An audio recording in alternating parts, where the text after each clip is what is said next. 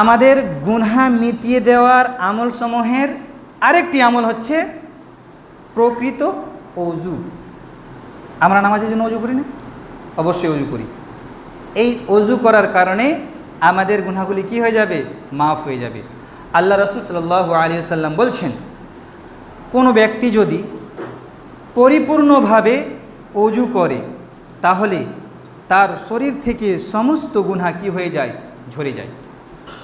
তার শরীর থেকে সমস্ত গুনাহ ঝরে যায়, এমনকি তার এই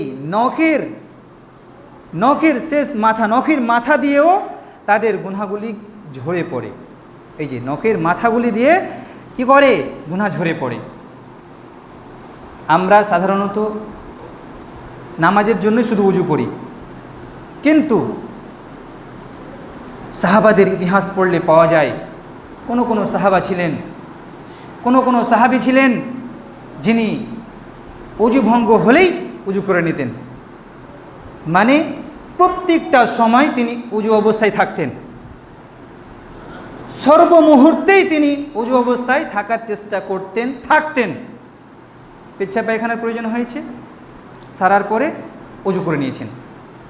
আর কোনো সাহাবীর এরকম ইতিহাস পাওয়া যায় যে ওযু করলেই তাহিয়াতুল ওযু নামক 2 রাকাত সুন্নাত পড়তেন, নফল নামাজ পড়তেন।